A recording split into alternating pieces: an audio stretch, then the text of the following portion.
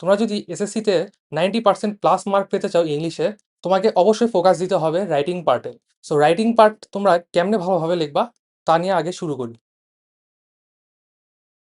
তো চলো প্যারাগ্রাফ দিয়ে শুরু করি। তো প্যারাগ্রাফ নর্মালি তোমরা কি করো, 2 পেজে লিখে মনে করো ভাই এনাফ, নাম্বার দিয়ে দিবে। বাট ভাই মিনিমাম ট্রাই করবা 3 থেকে 4 পেজ লেখার। আর প্যারাগ্রাফের ইন্ট্রোডাকশন ভাই সবচেয়ে বেশি ম্যাটার করে। তোমরা আগে সার্চ করে নিবা যে তোমাদের বোর্ডে কোন প্যারাগ্রাফগুলো সবচেয়ে বেশি আসে।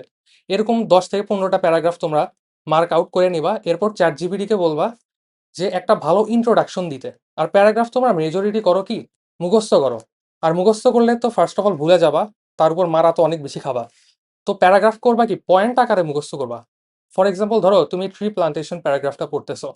সো তুমি কি করবা, প্রথমে একটা ভালো ইন্ট্রোডাকশন লিখবা, ভালো ইন্ট্রোডাকশনের পরে তোমরা পয়েন্ট লিখবা। পয়েন্ট কিন্তু মাথায় লিখবা, আবার প্যারাগ্রাফে পয়েন্ট পয়েন্ট করিও না। তোমরা পয়েন্ট কিন্তু মাথায় রাখবা।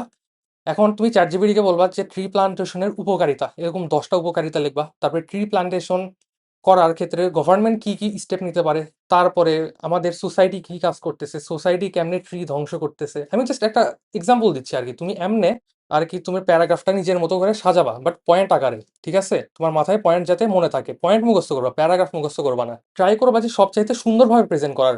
সুন্দরভাবে প্রেজেন্ট মানে এটা না যে তোমার হাতের লেখা অনেক বেশি সুন্দর হবে। সুন্দরভাবে প্রেজেন্ট মানে হলো তুমি যাতে তোমার টিচারকে কনভিন্স করতে পারো আমার প্যারাগ্রাফটা হলো গুছানো। আর ভোকাবুলারি, তারপর স্পেলিং, এসব বিষয়ে অনেক বেশি কেয়ারফুল থাকবা।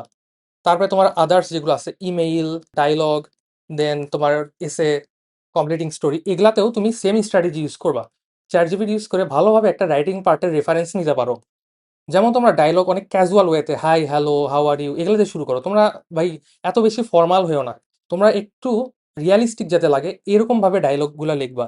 আর ইমেইলের ক্ষেত্রে ট্রাই করবা যাতে বক্স বক্স করে ইমেইলটা লেখার, যাতে তোমার সৌন্দর্যটা বাড়ে। তুমি যত বেশি সৌন্দর্য দেখাতে পারবা তোমার রাইটিং পার্টে, তত বেশি মার্ক পাবা।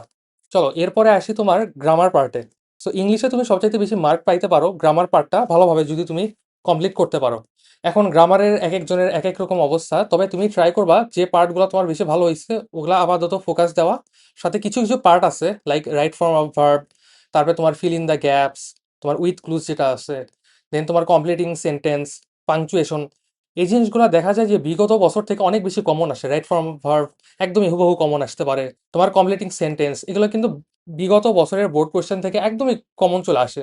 সো যে কোয়েশ্চেনগুলো তোমার বেশি কমন আসে সেগুলো ট্রাই করবে একদমই ফুল মার্ক পাওয়ার। আর যে জিনিসগুলো নিয়ে তোমার একটু বেশি প্যারা মনে হয়, খুব একটা মাথা ঘামানোর দরকার নাই, তুমি মোটামুটি প্র্যাকটিস নিয়ে রাখিও। বা ট্রাই করবা যে জায়গায় সলিড মার্ক পাবা, এগুলো সলিড মার্কগুলো যাতে তোমরা মিস আউট না করে ফেলো। সো গ্রামার যদি তুমি ভালোভাবে লিখতে পারো, অটোমেটিক্যালি তুমি রিটেন পার্টে অনেক বেশি ভালো মার্ক কাট আউট করতে পারবা। সো গ্রামারের ক্ষেত্রে বেশি বেশি প্র্যাকটিস করো। যারা এসএসসি 26 আসো তাদের হাতে তো অনেক সময় কম, তোমরা ট্রাই করবা কি ডেইলি একটা করে মডেল টেস্ট দেওয়ার। আর ইংলিশ ফার্স্ট পেপারে একটু দেখা যায় একটু ঝামেলা হয়, কারণ তোমার এমসিকিউ আছে, তোমার কোশ্চেন লেখা লাগে।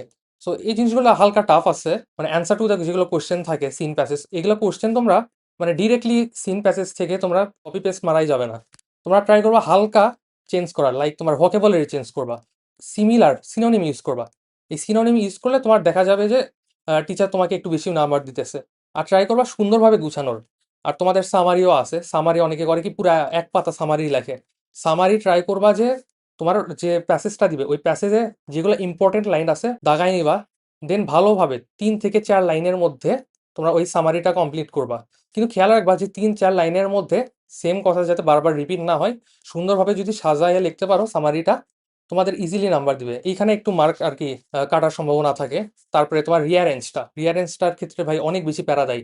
দেখা যায় যে মাঝখানে একটা অর্ডার ভুল করলাম, তখন মার্ক নাও দিতে পারে। সো রিয়ারেন্সটা কি করবা, শুরু থেকে একদম ভালোভাবে স্টোরিটা পড়বা। স্টোরিটা শুরু থেকে একবার পড়বা, একবার শেষ থেকে পড়বা, ঠিক আছে? রিয়ারেন্স যেগুলো থাকে ABCD, এগুলো শুরু থেকে একবার পড়বা, তারপরে শেষ থেকে একবার পড়বা। তোমার কাছে যেটা বেস্ট সিকোয়েন্স মনে হয় সেভাবে লিখবা।